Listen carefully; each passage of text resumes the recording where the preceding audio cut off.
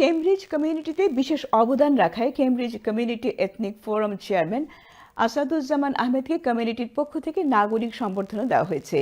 এছাড়া রাজনৈতিক প্রতিহিংসার কারণে প্রায় 10 বছর তার দেশে গমন উপলক্ষে অনুষ্ঠানের আয়োজন করা হয়। বিস্তারিত জানাচ্ছেন আমাদের কেমব্রিজ প্রতিনিধি মারুফ আহমেদ। কেমব্রিজ কমিউনিটিতে বিশেষ অবদান রাখায় Cambridge ethnic community forum chairman ও Bangladesh welfare and cultural association Cambridge secretary Asaduzzaman আহমদকে কেমব্রিজ বাংলাদেশি কমিটির পক্ষ থেকে বৃহস্পতিবার কেমব্রিজ মার্লি কমিউনিটি সেন্টারে নাগরিক সম্বর্ধনা আয়োজন করা হয়েছিল। আমি কেমব্রিজ বাংলাদেশ কমিউনিটির কাছে চিরকৃতজ্ঞ। আমি কেমব্রিজের কমিউনিটির লাগি এতদিন ধরে কাজ করার, তারা আমাকে আজকে সম্মাননা দিচ্ছে, এটা আমি ভাষায় প্রকাশ করতে পারবো না।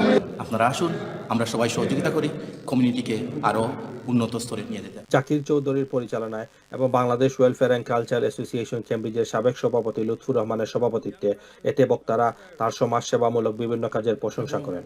অনুষ্ঠান আয়োজনে সার্বিক তত্ত্বাবধানে ছিলেন নেফুর মিয়া ও মাহবুব খান রুমান।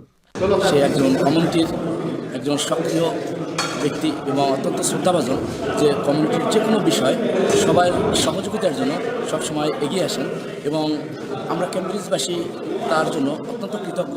এছাড়াও বাংলাদেশ জাতীয়তাবাদী দলের রাজনীতিতে সক্রিয় থাকার কারণে দীর্ঘ 10 বছরের বেশি সময় ধরে যুক্তরাজ্য বিএনপির জয়েন্ট সেক্রেটারি আসাদুজ্জামান আহমদ জানুয়ারি মাসের শেষের দিকে বাংলাদেশে যাবেন।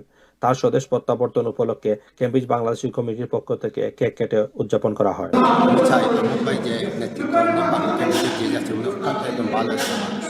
যদি ভালো মানুষ বাংলাদেশের পাশে থাকে তাহলে বাংলাদেশের মানুষ Maruf Ahmed, channel S news, Cambridge.